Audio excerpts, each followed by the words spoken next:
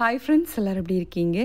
இப்போ நானும் என் ஹஸ்பண்டு கிளம்பி எங்கே போயிட்டுருக்கோன்னா, ஷார்ஜாவில் இருக்கக்கூடிய ஃபிஷ் மார்க்கெட்டுக்கு தான் மீன் வாங்குறதுக்காக போயிட்டுருக்கோம். மீன் தீர்ந்து போய் 2-3 டேஸ் ஆச்சு. சரி, இன்னைக்கு வாங்கலான்னு கிளம்பியாச்சு. எப்போவுமே ஷார்ஜாவில் ஃபிஷ் மார்க்கெட் இருக்குல்ல, அங்கே போகிற வழியெல்லாம் பார்த்தீங்கன்னா ரொம்ப அழகாக இருக்கும். நான் எப்போ போனாலும் அந்த இடத்துல ரசிச்சுட்டு தான் போவேன். நீங்களே பாருங்கள் எப்படி இருக்குன்னு. ரொம்ப நாள் ஆயிடுச்சுல்ல நான் வந்து ஃபிஷ் மார்க்கெட் விலாக் போட்டு, சரி இன்றைக்கி எடுத்துடலான்னு சொல்லி தான் விலாக் எடுத்துகிட்ருக்கேன். ஆக்சுவலாக வந்து ஃபிஷ் மார்க்கெட் போகிற வழியில் வந்து பிளான்ட் ஷாப் இருக்குது. நான் இதுக்கு முன்னாலே காமிச்சிருக்கேன் விலாக்ஸ்லாம். என்னோடய கிச்சனில் வந்து ஒரு பிளான்ட் வச்சுருந்தேன், ஜேட் பிளான்ட் இருக்குல்ல. ஸோ அது வந்து நான் ஊருக்கு போயிருந்தப்போ வந்து நாசம் ஆகிடுச்சுன்னு சொல்லியிருந்தேன். அது வாங்கவே இல்லை, இவ்வளோ நாள் ஆகிடுச்சு. சரி இன்றைக்கி என்ன கூப்பிட்டு போங்கன்னு சொல்லி என் ஹஸ்பண்டை கேட்டிருந்தேன். சரி அவங்களும் கூப்பிட்டு போகிறேன்னு சொன்னாங்க. ஆக்சுவலாக வந்து அந்த பிளான் ஷாப் போகிற வழியில் ரோடெலாம் பிளாக் பண்ணி வச்சுருக்காங்க. ஸோ சுற்றி தான் வர வேண்டி இருந்தது. ஆக்சுவலாக இந்த பிளான் ஷாப் எங்கே இருக்குதுன்னு பார்த்தீங்கன்னா, ஷார்ஜா ஃபிஷ் மார்க்கெட் போகிற வழியில் வந்து வெட்டனரி கிளினிக் நிறைய இருக்குது. அந்த ஏரியாவில் தான் இந்த பிளான் ஷாப்பும் இருக்குது. செடி கடையில் எப்போ வந்தாலுமே எல்லா செடியும் வாங்கலான்னு தான் தோணும். ஆக்சுவலாக செடி கடையில் அவங்க நல்லா பத்திரமா பார்த்துப்பாங்க. நம்ம வீட்டில் கொண்டு போய் அதை கொண்டுறதுக்கு பேசாமல் அது இங்கேயே நல்லபடியாக இருந்துடலான்னு தோணும். ஆல்ரெடி என் வீட்டில் வந்து நிறைய செடி வச்சுருக்கேன். ஸோ தேவைக்கு மட்டும் வாங்கிட்டு போகலான்னு சொல்லி பார்த்துட்டு இருந்தேன். இங்கே 2 டைப்ஸ் ஆஃப் ஜேட் வச்சுருந்தாங்க. ஒன்று நார்மலான ஜேட், இன்னொன்று வந்து லீவ்ஸ் எல்லாம் வந்து ஃப்ளவர் மாதிரி இருந்துச்சு. ஆக்சுவலாக எனக்கு கிச்சனில் வந்து நார்மல் ஜேட் போதும். ஸோ ஜேட் மட்டும் வாங்கியிருந்தேன்.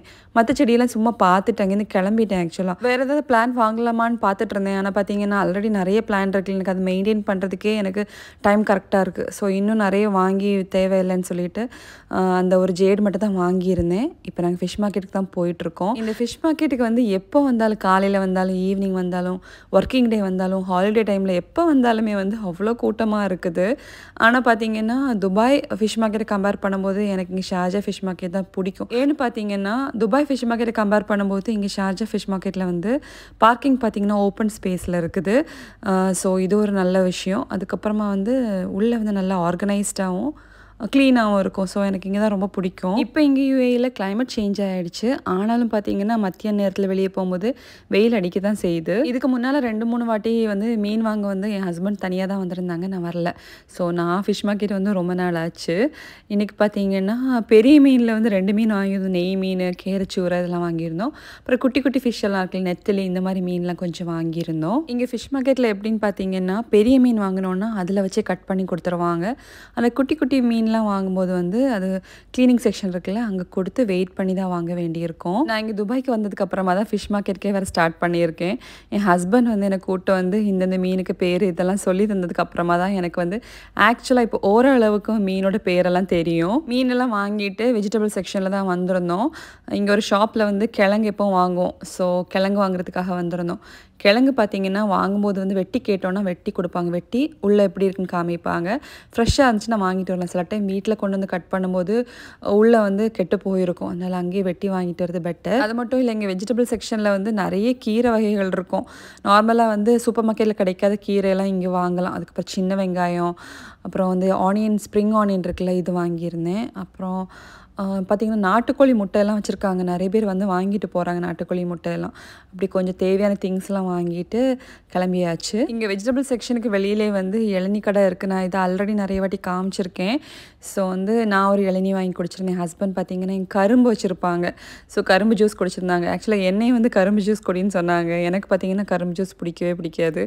ஸோ நான் வேண்டான்ட்டேன். நான் வந்து இளநீ தான் வாங்கி குடிச்சிருந்தேன். எல்லாமே வாங்கி முடிச்சுட்டு நான் ஹஸ்பண்ட் காரில் போயிட்டு பேசிகிட்டு இருந்தோம். நான் சொல்லியிருந்தேன் சுகர் கேனில் இருந்தால் 80% ஒயிட் சுகர் எடுக்கிறாங்கன்னு சொல்லிட்டு. ஸோ ஆக்சுவலாக பார்த்திங்கன்னா இதுக்கு முன்னால் நிறைய வீடியோஸ் வந்துருந்தது. போன் இருக்குல்ல, அதுலேருந்து தான் ஒயிட் சுகர் எடுக்கிறாங்கன்னு சொல்லிட்டு.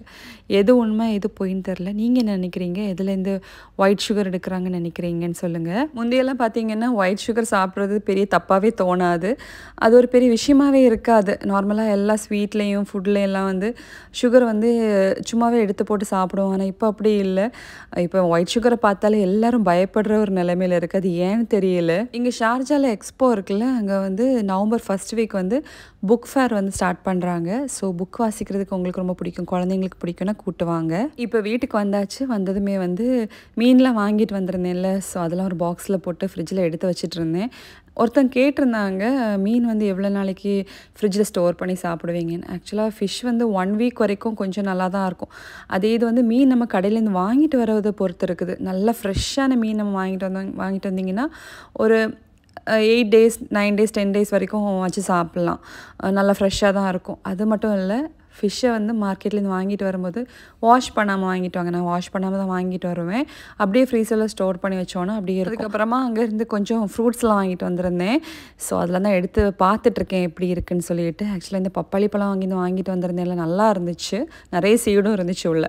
அப்புறம் மெயினாக பார்த்திங்கன்னா கிழங்கு வாங்கிட்டு வந்திருந்தேன். ஸோ வந்ததுமே கிழங்கு க்ளீன் பண்ணி சமைக்க ஸ்டார்ட் பண்ணிட்டேன். இன்றைக்கி வந்து கிழங்கு தான் லஞ்சுக்கு பண்ணலான்னு சொல்லி எல்லாம் எடுத்து வச்சிட்ருக்கேன். கிழங்கு எப்போ வீட்டில் அவிக்கும் போதும் வந்து அவ்வளோ ஸ்பெஷலாக இருக்கும். ஆனால் பார்த்திங்கன்னா நல்ல கிழங்கு கிடச்சுன்னா நல்லாயிருக்கும். ஆனால் இந்த தடவை பார்த்திங்கன்னா குட்டி குட்டி கிழங்கு தான் கிடச்சிருந்தது. அது கூட வந்து மீன் தான் ஃப்ரை பண்ண போகிறோம். நெய் மீன் இருக்குல்ல, அதை தான் ஃப்ரை பண்ணி சாப்பிட போகிறோம். சூப்பராக இருக்கும் கிழங்கும் நெய் மீன் ஃப்ரையும். கிழங்கு கூட பார்த்திங்கன்னா நிறைய காம்பினேஷன் இருக்குது. வேக வச்ச கிழங்கு, அது கூட வந்து பீஃப் நல்லாயிருக்கும், மீன் குழம்பு நல்லாயிருக்கும், ஃபிஷ் ஃப்ரை நல்லாயிருக்கும். ஸோ இந்த மாதிரி நிறைய இருக்குது. பார்த்திங்கன்னா இந்த சின்ன உள்ளி இருக்குல்ல, இது ஃபிஷ் மார்க்கெட்லேருந்து தான் வாங்கிட்டு வந்திருந்தேன். இன்றைக்கி இந்த சின்ன உள்ளி வச்சு கிழங்கு கூட சாப்பிட்றதுக்கு ஒன்று பண்ண போகிறேன். அதை உங்ககிட்ட ஷேர் பண்ணுறேன், ஓகேவா? சின்ன வெங்காயத்தில் பார்த்திங்கன்னா நிறைய ஹெல்த் பெனிஃபிட்ஸ் இருக்குது. அதை உரிக்க கஷ்டப்பட்டு நம்ம வாங்குறது கிடையாது. நான் இப்போ ரீசெண்ட் டைமில் வந்து சின்ன வெங்காயம் நிறைய வாங்கி யூஸ் பண்ணிகிட்ருக்கேன். மெயினாக என் பொண்ணுக்கு பார்த்திங்கன்னா சின்ன வெங்காயம் போட்டு சட்னி மாதிரி பண்ணி கொடுத்துருவேன். சூப்பராக சாப்பிடுவோம் தோசை கூட. ஸோ இப்போ இந்த ரெசிபி பார்க்கலாம். சின்ன வெங்காயம் வந்து ஒரு 10 எடுத்திருக்கேன். அது கூட வந்து 5-6 பச்சை மிளகாய் எடுத்திருக்கேன். அதுக்கப்புறமா மெயினாக கல் உப்பு தான் சேர்க்கணும், அப்போ தான் நல்லாயிருக்கும். அதுக்கப்புறம் ஒரு துண்டு புளி சேர்த்துருக்கேன். இது எல்லாத்தையும் இந்த மாதிரி நல்லா க்ரஷ் பண்ணி எடுக்க போகிறேன். இது மிக்சியில் போட்டு அரைச்சா எப்படி வரும்னு தெரியல, பல்ஸ் மோடில் போட்டு பாருங்கள். ஆனால் இந்த மாதிரி நல்லா தள்ளி சாப்பிட்டா தான் நல்லாயிருக்கும். எனக்கும் என் ஹஸ்பண்டுக்கு இதெல்லாம் பண்ணிட்டேன். என் பசங்க பார்த்திங்கன்னா கிழங்கு சாப்பிட மாட்டாங்க. ஸோ அவங்களுக்கு வந்து செப்பரேட்டாக ரைஸ் தான் பண்ண போகிறேன். இன்னைக்கு கேரட் ரைஸ் பண்ண போகிறேன். ஸோ அதுக்காக தான் கேரட் எடுத்துகிட்ருக்கேன். என்னோடய ஃபுட் ப்ராசஸரில் பார்த்திங்கன்னா சாப் பண்ணக்கூடியதுக்கு ஒரு ஆப்ஷன் இருக்குது. ஸோ வந்து எனக்கு உட்காந்து நறுக்க வேண்டாம். அதுக்கப்புறம் ஸ்ப்ரிங் ஆனியன் சேர்க்க போகிறேன். இன்றைக்கி இந்த ஸ்ப்ரிங் ஆனியன் வந்து ஃபிஷ் மார்க்கெட்லேருந்து தான் வாங்கிட்டு வந்துருந்தேன். நல்லா ஃப்ரெஷ்ஷாக இருந்துச்சு. ஆக்சுவலாக ஸ்ப்ரிங் ஆனியனில் வந்து நிறைய ஹெல்த் பெனிஃபிட்ஸ் இருக்குது. ஸோ அப்போ ஃபுட்டில் வந்து சேர்த்துக்கங்க. ஸோ இப்போ வந்து இந்த ஸ்ப்ரிங் ஆனியனை வந்து இந்த கேரட் கூட போட்டு சாப் பண்ணி எடுக்க போகிறேன். ஆக்சுவலாக அந்த ஃபுட் ப்ராசஸ் பற்றி தான் நிறைய பேர் கேட்குறீங்க, இதோட நேம் சொல்லுங்கன்னு சொல்லிட்டு. இதோட பேர் வந்து நிஞ்சா. இது நான் யூஏயில் தான் வாங்கியிருந்தேன். இந்த கேரட் ரெசிபி நான் ஆல்ரெடி ஷேர் பண்ணியிருக்கேன்னு நினைக்கிறேன். நெய் சேர்த்து ஹோல் கரம் மசாலா போட்டு சாப் பண்ண கேரட் ஸ்ப்ரிங் ஆனியன், அதுக்கப்புறமா கொஞ்சமாக பிளாக் ரைஸ்ன்னு போட்டிருக்கேன். இது எல்லாத்தையும் நல்லா சாட்டே பண்ணிவிட்டு ரைஸ் எவ்வளோ எடுத்துருக்கோமோ அதுக்கு டபுளாக தண்ணி சேர்த்து சால்ட்டும் சேர்த்து தண்ணி கொதிச்சதுமே ரைஸை போட்டு மூடி வச்சுட்டு ஃப்ளேமை வந்து சிம்மில் போட்டு வச்சோன்னா சூப்பரான கேரட் ரைஸ் ரெடி ஆயிரும். நல்லா டேஸ்டியாக இருக்கும். இதை வந்து சிக்கன் கிரேவி கூடயோ மட்டன் கிரேவியோ இல்லைனா வந்து பீஃப் கூடயோ வச்சு சாப்பிட்டோன்னா சூப்பராக இருக்கும். கிழங்கு கூட சாப்பிட்டதுக்கு வெங்காயத்தில் டிஷ் பண்ணியிருந்தேன், அது ரெடி ஆகிடுச்சு. பாருங்கள், சூப்பராக இருக்குது. பயங்கர மணமாக வர இருக்குது. எல்லாம் நல்லா தள்ளி முடிச்சதுக்கப்புறமா இது வந்து கிழங்கு கூட சாப்பிடும்போது சூப்பராக இருக்கும். கண்டிப்பாக ட்ரை பண்ணி பாருங்கள். கிழங்கு, அதுக்கப்புறமா இந்த வெங்காயத்தை கூட ஒன்று பண்ணியிருக்கேன்ல இது, அதுக்கப்புறம் ஃபிஷ் ஃப்ரை, இந்த காம்பினேஷன் வந்து ரொம்ப சூப்பராக இருக்கும். சிம்பிளான ஒரு இது தான், வேணால் ட்ரை பண்ணி பாருங்கள். மீன் பார்த்திங்கன்னா ரொம்ப ஃப்ரெஷ்ஷாக இருந்துச்சு. நீங்களே பாருங்கள் எப்படி இருக்குன்னு. பயங்கர டேஸ்ட்டாக இருந்துச்சு. எப்போவுமே நெய் மீனை வந்து ரொம்ப டீப் ஃப்ரை பண்ணாதீங்க, லைட்டாக ஃப்ரை பண்ணிவிடுங்க, சீக்கிரமாகவே வெந்துடும். ஸோ இன்றைக்குள்ள லஞ்ச் நாங்கள் செம்மையாக என்ஜாய் பண்ணி சாப்பிட்டோம். ஈவினிங் பார்த்திங்கன்னா எனக்கு இந்த பிளான்ட்லாம் வாங்கிட்டு வந்திருந்தேன்ல, அதில் கொஞ்சம் வேலையெல்லாம் இருந்துச்சு. ஸோ அதெல்லாம் பண்ணலான்னு தான் எல்லாம் எடுத்து வச்சிட்ருக்கேன். நான் சொல்லியிருந்தேன்ல, என் கிச்சனில் வச்சுருந்த பிளான்ட் வந்து ஊருக்கு போயிருந்தப்போ நாஸ் ஆகிடுச்சு. ஸோ அதனால் இன்றைக்கி போய் வாங்கிட்டு வந்துருந்தேன்னு சொல்லியிருந்தேன்ல. ஸோ அந்த பிளான்ட் தான் இது. இப்போ கிச்சனில் வைக்கிறதுக்காக தான் எல்லாத்தையும் எடுத்து செட் பண்ணிகிட்ருக்கேன். ஆக்சுவலாக அது ஜேட் பிளான்ட் தான். நான் ஜேட் பிளான்ட் கேட்டு தான் கடையில் வாங்கினேன். லாஸ்ட் டைம் வந்து கிச்சனில் அந்த பிளான்ட்டை வைக்கும்போது நான் வீடியோ போட்டிருந்தேன். அப்போது ஒருத்தங்க சொல்லியிருந்தாங்க, இது வந்து ஜேட் பிளான்ட் கிடையாது, எலிஃபண்ட் இயர் பிளான்ட் அப்படி ஏதோ சொல்லியிருந்தாங்க. ஆனால் வந்து அந்த பிளான்ட் ஷாப்பில் வந்து ஜேடுன்னு கேட்டால் இதுதான் கொடுக்குறாங்க. எனக்கு ஆக்சுவலாக தெரியல உண்மையிலே இதுதான் ஜேட் பிளான்ட்டா என்னன்னு சொல்லிட்டு. ஆனால் பிக்சர்ஸில் பார்க்கும்போது லீஃப் இந்த மாதிரி தான் இருக்குது ஜேட் பிளான்ட்டுக்கு. ஸோ இப்போது நான் வந்து மண்ணை உள்ளே ஆல்ரெடி இருந்த மண்ணை மாற்றிட்டு அந்த பிளான்ட்டை வந்து உள்ளே வச்சு செட் பண்ணியாச்சு. இந்த இன்டோர் பிளான்ட்ஸ்லாம் இருக்குல்ல, அதை மெயின்டைன் பண்ணுறது ரொம்ப ஈஸியான வேலையெல்லாம் கிடையாது. சில பேரோட வீட்டில் பார்த்திங்கன்னா அழகாக வச்சுருப்பாங்க இன்டோர் பிளான்ட்ஸ்லாம். நம்ம நினைப்போம் எவ்வளோ அழகாக வளர்ந்துருக்குன்னு சொல்லிட்டு. ஆனால் அதெல்லாம் ஈஸி கிடையாது. அதை நம்ம எப்படி மெயின்டைன் பண்ணுறோங்கிறத பொறுத்து இருக்குது. எந்த அளவுக்கு அதை மெயின்டைன் பண்ணுறோமோ அந்த அளவுக்கு அந்த பிளான்ட் நல்லபடியாக வளரும். இப்போ இந்த பிளான்ட்டை வந்து என்னோடய கவுண்டர் டாப்பில் செட் பண்ணியாச்சு. ஆக்சுவலாக கொஞ்சம் பெருசாக இருக்குது. ஸோ எனக்கு என்னவோ அந்த சைடில் சூட் ஆகாத மாதிரி இருக்குது. என்ன பண்ணலான்னு யோசிச்சுட்ருக்கேன், பார்ப்போம். இந்த பாட்டில் பார்த்திங்கன்னா சன்ஃப்ளவர் சீட் போட்டிருந்தேன். ஸோ வந்து ஜஸ்ட் மேலே போட்டிருந்தேன். இதுக்கு மேலே மண் போட வேண்டி இருக்குது. அதனால தான் அந்த பாட்டை எடுத்துகிட்டு வந்தேன். சரி, இப்போது அந்த பாட்டில் உள்ள மண் கொஞ்சம் மீதி இருக்குல்ல, அது இதில் போடலான்னு சொல்லி இந்த பாட்டை எடுத்துகிட்டு வந்தேன். இந்த சன்ஃப்ளவர் சீட் எனக்கு எப்போ கிடச்சிதுன்னா ஒரு ஷார்ட்ஸில் ஷேர் பண்ணியிருந்தேன், உங்களுக்கு ஞாபகம் இருக்கா? கேரிஃபோர் போயிருந்தப்போ அந்த 100 ஆயில் இருக்குல்ல, 100 ஆயிலோட ஒரு கேம் வச்சுருந்தாங்க. ஸோ அதில் வின் பண்ணப்போ ஆயிலில் உள்ள உங்களுக்கு ஆஃபர் இது வேணுமா, அப்படி இல்லைன்னா இந்த சன்ஃப்ளவர் சீடு உங்களுக்கு வேணுமான்னு கேட்டிருந்தாங்க. நான் சன்ஃப்ளவர் சீட் தான் வேணும்னு சொல்லி கேட்டு வாங்கிட்டு வந்திருந்தேன். ஸோ அந்த சீட் தான் இது. இது பார்த்திங்கன்னா இந்த பாட்டில் போட்டு தண்ணி ஊற்றி ரொம்ப ஃபாஸ்ட்டு செடி வளர்ந்துடுச்சு. சொல்லணும்னா ஒரு 3-4 டேஸ்லேயே செடி அழகாக முளைச்சி வந்துடுச்சு. இப்போ கொஞ்சம் தான் முளைச்சி வந்திருக்குது. பார்ப்போம் எந்த அளவுக்கு வளருதுன்னு சொல்லிட்டு. ஏன்னா இங்கெல்லாம் இங்கே உள்ள கிளைமேட்டுக்கு வந்து சன்ஃப்ளவர்லாம் எப்படி வளரும்னு எனக்கு தெரில. பார்ப்போம். இதான் ஃபஸ்ட் டைம் நான் சன்ஃப்ளவர் பிளான் பண்ணியிருக்கேன். எனக்கு பார்த்திங்கன்னா இந்த பூச்செடியெல்லாம் வைக்கிறது ரொம்ப பிடிக்கும். ஆனால் என் வீட்டில் வந்து பூச்செடியாக எதுவுமே இல்லை. ஆக்சுவலாக இங்கே உள்ள கிளைமேட்டுக்கு பூச்செடியெல்லாம் வளர்த்துறது ரொம்ப கஷ்டம்.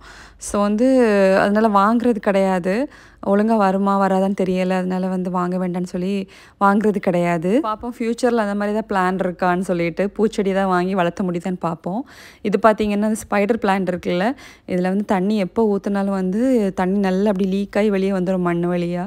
ஸோ வந்து நான் எங்கே வச்சுருக்கேனோ அங்கே வச்சு தண்ணி ஊற்ற முடியாது. இது குளிப்பாட்டுற மாதிரி தனியாக கொண்டு வந்து குளிப்பாட்டணும்.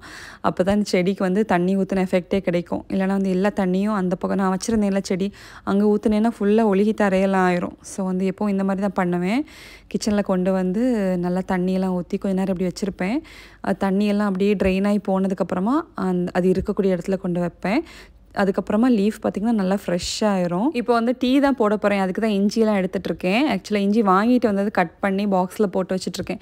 இதே ஒருத்தங்க கேட்டிருந்தாங்க, இந்த மாதிரி இஞ்சி கட் பண்ணி பாக்ஸில் போட்டு வச்சிங்கன்னா எவ்வளோ நாளைக்கு போகணும். எனக்கு பார்த்திங்கன்னா இந்த இஞ்சி வந்து ஒரு 8 to 10 days வரைக்கும் போகும்.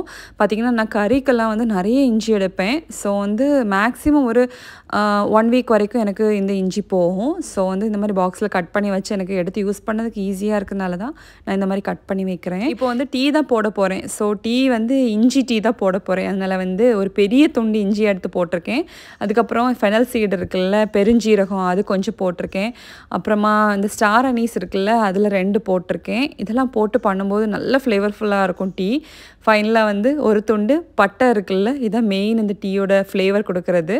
இது எல்லாத்தையும் நல்லா க்ரஷ் பண்ணி சேர்க்க போகிறேன். இதெல்லாம் நீங்கள் மிக்சியில் போட்டால் நல்லா இருக்காது. நல்லா கை வச்சு நல்லா தள்ளி வந்து டீயில் சேர்த்திங்கன்னா நல்லாயிருக்கும். இல்லைனா காடமன் போடல, ஆல்ரெடி நான் யூஸ் பண்ணுறது வந்து காடமன் டீ தான்.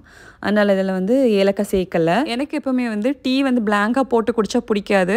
அப்படி இருந்ததுன்னா மில்க் சேர்க்காமல் ப்ளெயின் டீ குடிக்க பிடிக்கும். அப்படி மில்க் சேர்த்து பண்ணும்போது இந்த மாதிரி மசாலா டீ குடிக்க தான் பிடிக்கும். இந்த மாதிரி பெருஞ்சீரகம், இஞ்சி, பட்டை, அதுக்கப்புறம் இந்த ஸ்டார் அனீஸ் இதெல்லாம் போட்டு நல்ல ஃப்ளேவர்ஃபுல்லாக குடிக்க தான் பிடிக்கும். இது பார்த்திங்கன்னா இந்த பனக்கற்கண்டு இருக்குல்ல, அதான் சேர்த்துருக்கேன். இப்போ ரீசெண்ட் டைமில் வந்து சுகருக்கு பதிலாக பனக்கற்கண்டு தான் டீயில் போட்டிருக்கேன். நல்லாயிருக்கும் இந்த மாதிரி பனக்கற்கண்டு சேர்த்து டீ குடிக்கும்போது. இது ஊர்லேருந்து வாங்கிட்டு வந்தது. இங்கே ஆக்சுவலாக இந்த மாதிரி ஊரில் நம்ம வாங்குகிறோம்ல, அந்த மாதிரி பனக்கற்கண்டு இங்கே கிடைக்குமான்னு தெரில. இருக்குது, ஆனால் இந்த அளவுக்கு நல்லா கிடைக்க மாட்டேங்குது. ஸோ இது ஊர்லேருந்து வாங்கிட்டு வந்தது. ஸோ இப்போல்லாம் வந்து டீயில் வந்து பனக்கற்கண்டு சேர்த்து தான் குடிக்கிறோம். நம்ம நார்மல் சுகர் போட்டு டீ போடுறத விட இந்த மாதிரி பனக்கற்கண்டு போட்டு டீ போட்டு குடிக்கும்போது நல்ல டிஃப்ரென்ஸ் இருக்குது. நீங்கள் வேணால் ட்ரை பண்ணி பாருங்கள். மணக்க ரொம்ப டேஸ்டியான ஒரு டீ ரெடி ஆகிடுச்சு. இப்போ நானே ஹஸ்பண்ட் தான் குடிக்க போகிறோம். பாருங்கள் ஆவி பறக்க எப்படி இருக்குன்னு. எனக்கு ஆக்சுவலாக டீ வந்து இந்த மாதிரி ஆவி பறக்க குடிக்க தான் பிடிக்கும். ஆற வச்செல்லாம் குடிக்க மாட்டேன். அப்படி சூடாக அப்படி குடிக்க தான் எனக்கு பிடிக்கும். இன்றைக்கி ஈவினிங் டீ கூட வந்து குக்கீஸ் நான் பண்ணியிருந்தேன்ல வீட்டில், அந்த குக்கீஸ் வச்சு தான் சாப்பிட போகிறோம். சூப்பராக இருந்துச்சு. டின்னருக்கு பார்த்தீங்கன்னா சப்பாத்தி பண்ணியிருந்தேன். அது கூட வந்து பீஃப் கறி தான் சாப்பிட்ருந்தோம். பீஃப் வந்து ஃபிஷ் மார்க்கெட்லேருந்து வரும்போது வாங்கிட்டு வந்தது. ஆக்சுவலாக எப்போ ஒரே கடையில் தான் நாங்கள் பீஃப் வாங்குவோம். ஸோ வந்து நாங்கள் போனதுமே அவங்க பார்த்து அழகாக கட் பண்ணி கொடுப்பாங்க. ஸோ இன்றைக்கி நைட் டின்னருக்கு வந்து சப்பாத்தியும் பீஃப் கறி தான் சாப்பிட்ருந்தோம். ஓகே ஃப்ரெண்ட்ஸ், இதோட இந்த விலாக் முடிய போகுது. கண்டிப்பாக இந்த வீடியோ பார்த்து எல்லோரும் என்ஜாய் பண்ணியிருப்பீங்கன்னு நம்புகிறேன். இப்போ ரீசெண்ட் டைமில் வந்து எனக்கு நிறைய சப்போர்ட் வந்துட்டுருக்கீங்க. இதே சப்போர்ட்டை எப்போவுமே தாங்க. ஓகே ஃப்ரெண்ட்ஸ், வீடியோ பிடிச்சா லைக் பண்ணுங்கள். உங்கள் ஒப்பீனியன் கமெண்ட் மூலம் தெரிவிங்க. கண்டிப்பாக ரிப்ளை பண்ணுறேன். உங்கள் கமெண்ட் பார்க்கும்போது எனக்கு அவ்வளோ சந்தோஷமாக இருக்கும். என்னோடய சேனலை நீங்கள் சப்ஸ்கிரைப் பண்ண பார்த்துட்ருக்கீங்கன்னா ப்ளீஸ் சப்ஸ்கிரைப் பண்ணுங்கள். உங்கள் சப்போர்ட் எனக்கு ரொம்ப முக்கியம். இதே மாதிரி இன்னொரு அழகான விலாகில் உங்கள் எல்லாரையும் நான் மீட் பண்ணுறேன். அது வரைக்கும் ஹாப்பியாக இருங்க, சேஃபாக இருங்க. Thank you so much. Have a nice day. Bye.